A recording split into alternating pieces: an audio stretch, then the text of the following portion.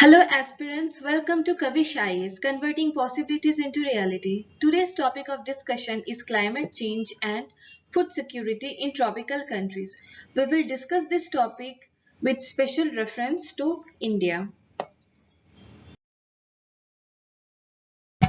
We have two centers in Kolkata where we provide both online and offline classes.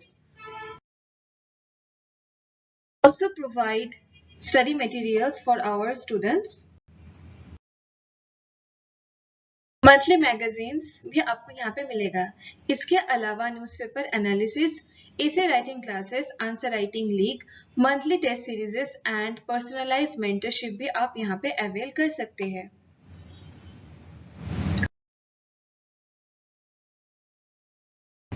तो चलिए हम class को start करते हैं कि क्लाइमेट चेंज क्या है।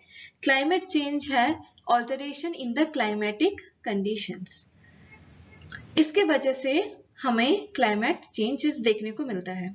हम दो वर्ड से भली भांति जानते हैं, एक है वेदर, दूसरा है climate. Weather is day to day phenomena, it is day to day phenomena, while coming to climate it is observed for minimum 30 years. as a result जब हम कोई भी कंट्री को डिस्क्राइब करते हैं हम उसके क्लाइमेट के बारे में बताते हैं, ना ही हम उसके वेदर के बारे में बताते हैं। Because of such alterations, there is climate change. So what are the source of this climate change? First is the high population growth. If we consider high population growth, for getting shelter, for providing shelter, we need to provide space for this growing population. As a result, we need more space and hence forest degradation had started. Forest degradation के वजह से pollution भी increase हो रहा है and because of pollution greenhouse gases का भी effect और भी ज़्यादा बढ़ रहा है. So all these cumulatively give result to the climate change. इस क्लाइमेट चेंज की वजह से हमें बहुत तरह तरह के इफेक्ट्स भी मिलता है, जैसे कि ice cap melting. Ice cap कैसे मेल्ट हो रहा है? बिकॉज क्लाइमेट चेंज की वजह से ग्लोबल वार्मिंग होता है। It creates global warming. Global warming में क्या होता है? टेम्परेचर राइज होता है। Because of temperature rise ice cap melts. Along with it कभी कभी हमें ये भी मिलता है कि precipitation मतलब जो रेनफॉल का पैटर्न भी चेंज इसमें आता है। Because of that we also find increase in the drought like condition.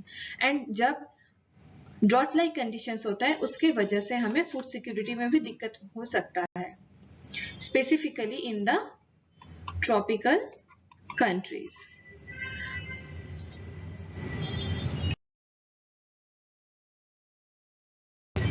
Tropical countries क्या है?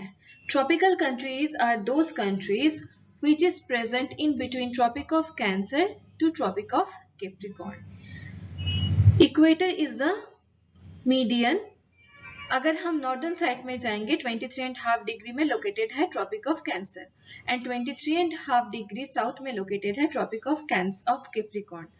तो जो भी कंट्रीज इन दोनों के बीच में आता है that is known as tropical countries.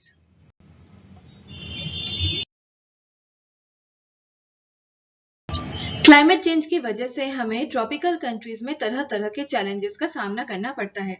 One of the major challenge is related to the food security. Food security की challenge is one of the major challenges that has been faced by several tropical countries. उसमें से major reason है tropical countries में हम heat waves ज़्यादा देखते हैं। Heat waves क्या है? Heat waves है टेम्परेचर का राइज होना। टेम्परेचर अगर ज़्यादा बढ़ जाता है उसके वजह से we always see crops failure. As a result, there is not enough food crops for the population to feed upon. Moreover, with rise in temperature, cyclones का आना भी बढ़ जाता है। हाल ही में हमने देखा है मिगजोंग नाम के एक साइक्लोन आया था which had flooded the Chennai and also in Andhra Pradesh. So ये दोनों areas affected थे। मिगजोंग का इतना ज़्यादा effect क्यों हुआ? Because अगर हम बे ऑफ बंगाल के टोपोग्राफी देखेंगे, अगर हम बे ऑफ बंगाल के बारे में देखते हैं तो we always see that Bay of Bengal is moisture laden, तो इस इतना ज्यादा वहां पे मॉइस्चर होता है कि उसके वजह से प्रेसिपिटेशन भी ज्यादा होगा, प्रेसिपिटेशन ज्यादा होगा तो उसमें फ्लड लाइक कंडीशंस भी होगा, and hence it can also lead to crop failure. इसके अलावा हमने लोकस्ट अटैक देखा है Pakistan in the year of 2020।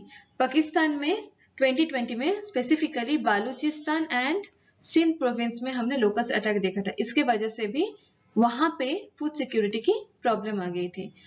तो इसके वजह से हमें क्या पता लग रहा है कि अगर इतने ज्यादा हमारे यहाँ पे प्रॉब्लम्स हैं, then there will be disruption in the supply chain, क्योंकि क्रॉप्स का होना जरूरी है।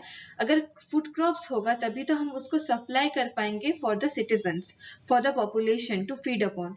अब अगर क्रॉप ही ठीक से नहीं होगा तो कैसे हम फूड को सप्लाई कर सकते हैं।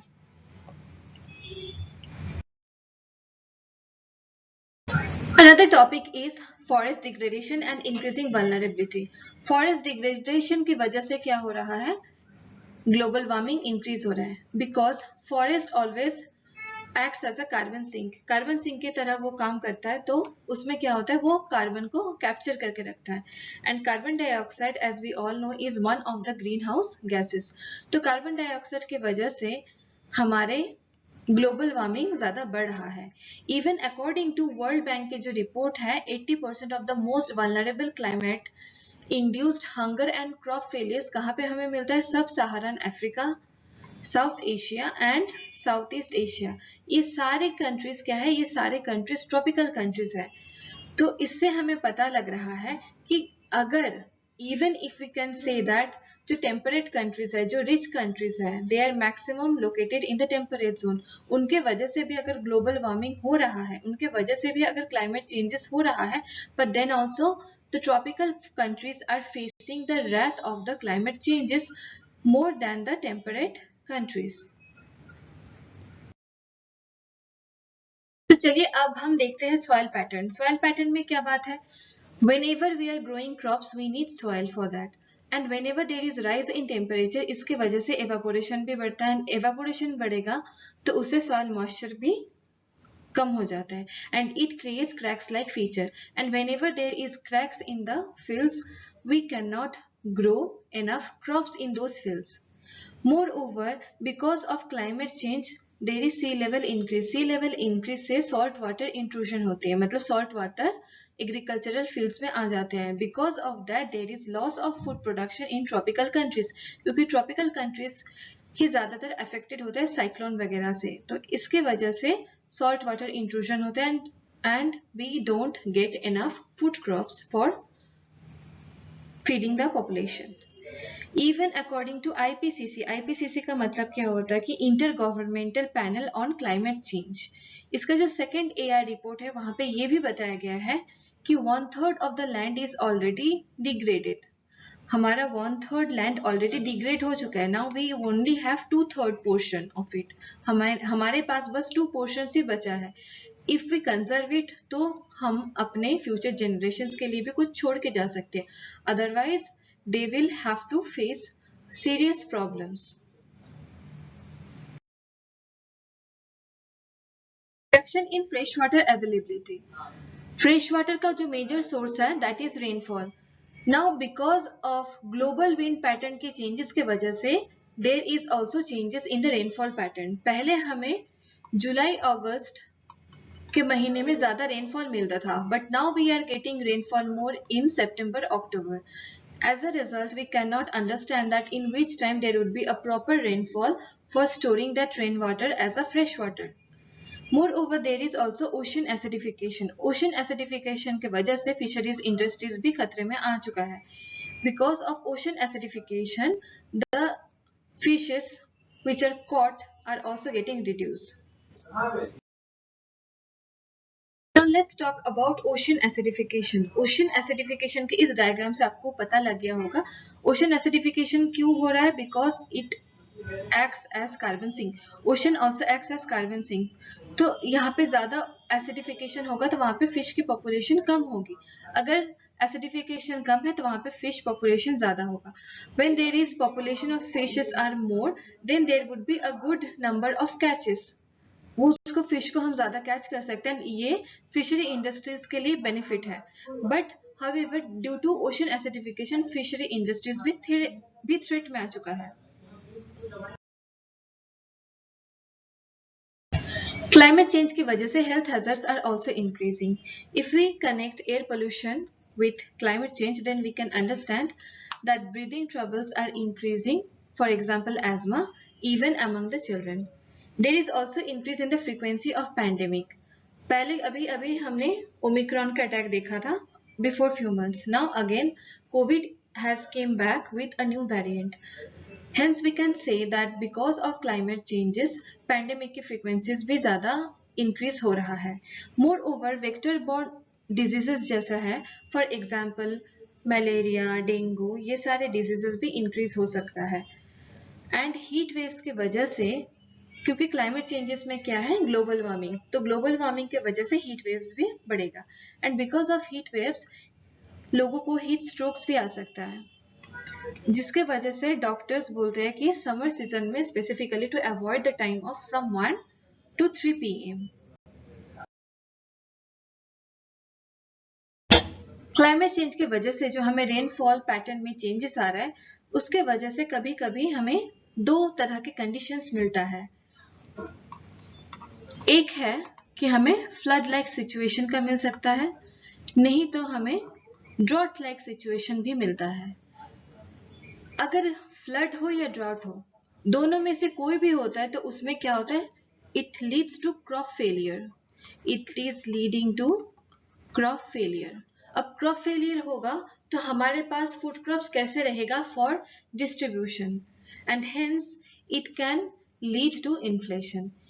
मोर ओवर कभी कभी ये भी हमें न्यूज में सुनने को आता है कि FCI के गोडाउन्स में जो भी फूड ग्रेन्स थे इट हैज बीन स्पॉइल्ड. तो इसके वजह से भी फूड की स्कार्सिटी होता है. फूड की स्कार्सिटी होगा तो डिमांड बढ़ेगा, डिमांड बढ़ेगा तो इन्फ्लेशन का रेट भी इंक्रीज होगा. And even from inflation it can lead to hyperinflation like condition. ये hyperinflation like condition भी हमें देखने को मिल सकता है if it is happening for a prolonged time.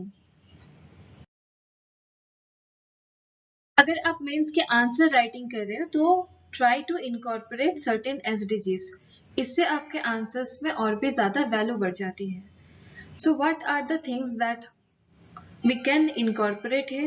एक है SDG 3, good health and wellbeing के बारे में है, बिकॉज ये जो क्लाइमेट कंडीशन है, क्लाइमेटिक चेंजेस के जो कंसिक्वेंसेस है that also include health hazards, तो वो आप इंक्लूड कर सकते हैं.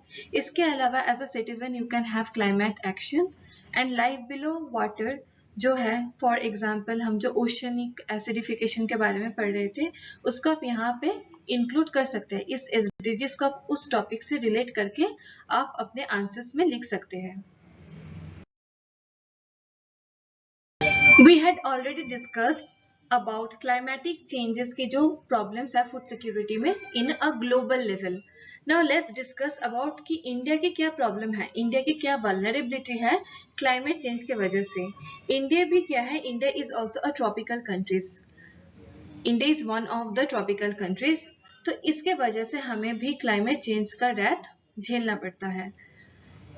अनप्रेडिक्टेबल रेनफॉल तो यहाँ पे होता ही है, अलॉन्ग विद इट अब साइक्लोन्स भी बढ़ गया है. अब साइक्लोन्स की वजह से कहीं भी एंड कभी भी रेनफॉल ज्यादा हो रहा है and it is creating urban floods. Urban floods ज्यादा बढ़ रहा है बिकॉज यहाँ पे जो पहले वेटलैंड्स हुआ करता था, wetlands are those areas which can capture the water, वो वाटर को withheld करके रख सकता है अपने अंदर. बट however उस वेटलैंड्स पे ही अब हाई राइजिंग बिल्डिंग हो चुका है and hence we don't have any place कि जहाँ पे वो वाटर कलेक्ट होके रख सकता है during flood like situation, and hence it is creating urban floods. इस फ्लड के वजह से हमें फूड सिक्योरिटी में भी दिक्कत होती है. अगर हम इंडिया के पॉपुलेशन देखेंगे जो कोस्टल साइड में रहते हैं, these populations are already under privilege. अब साइक्लोन के वजह से ये अपने प्रॉपर्टीज का भी लॉस हो जाता है, they already lost their property। अब इस प्रॉपर्टी लॉस की वजह से उनका पॉवर्टी लाइक जो कंडीशन है उसका पॉवर्टी भी बढ़ जाता है। More over they cannot also afford good health facilities. अब क्लाइमेट चेंज की वजह से तो हेल्थ हैजर्ड इंक्रीज होता ही है और इन्फेंट मॉर्टेलिटी रेट भी इंक्रीज होता है, कम्युनिकेबल डिजीज का भी इंक्रीज हमें मिलता है। अब तक हम क्लाइमेट चेंजेस के कॉन्सिक्वेंसेस के बारे में डिस्कस कर चुके हैं। Now let's talk about mitigation strategies. अगर हम इंडिया की बात करते हैं, then more people are trying to move towards urban areas.